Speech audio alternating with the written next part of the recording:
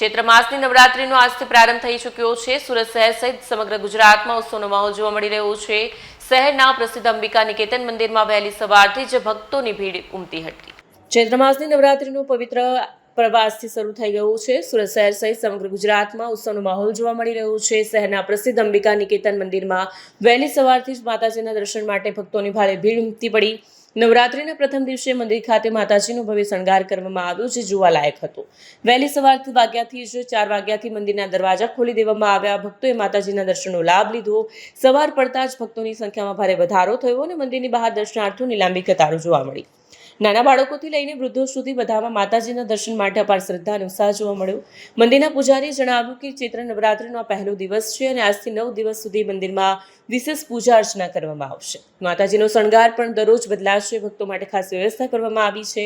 ચૈત્ર નવરાત્રી દરમિયાન મોટી સંખ્યામાં લોકો 9 દિવસ સુધી ઉપવાસ પણ રાખે છે। આ દિવસોમાં માતાજીની આરાધના કરવાનો અને મીઠા ચોખાનો પ્રસાદ બનાવવાનો ખાસ મહિમા છે। અનેક ભક્તોએ આજથી 9 દિવસના ઉપવાસની શરૂઆત કરી છે। અંબિકા નિકેતન એટલે પ્રખ્યાત થઈ ગયેલું છે અઠવા લાઇન્સમાં। અંબિકા નિકેતનમાં ચૈત્ર નવરાત્ર હોવાથી આજે ભાવિ ભક્તોનો ધસારો છે।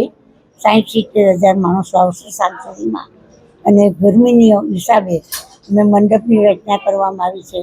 પાણીની સુવિધા કરવામાં આવી છે। ગરમી વધારેની લાખો પંખા ફુવારા મૂક્યા છે, પંખા મૂક્યા છે। ભાવિ ભક્તોમાં કોઈ બીમાર પડી જાય, ચક્કર આવે તો ડૉક્ટરની પણ સગવડ કરવામાં આવી છે અને બધો લોકો શાંતિથી માતાજીના આશીર્વાદ લઈ ઝડપથી આગળ વધે, આશીર્વાદ લઈને જ જાય છે અને ફૂલની પાંખડી ચડાવે છે। એ સેવાના કાર્યમાં વપરાય છે। હવે અમે આ વર્ષે એક નવું કામ કરી રહ્યા છીએ। માનવ પાંગળિયાની સામે જ માનવ પાંગળીઓ વધારી રહ્યા છે। ભાવિકો ખાલી 11 રૂપિયા અમે રાખ્યા છે તો ભાવિકો તો ઓનલાઈનથી પણ આપી શકે છે। તેમાં દરેક ગરીબ માણસનો પણ સદુપયોગ થઈ શકશે તે માટે।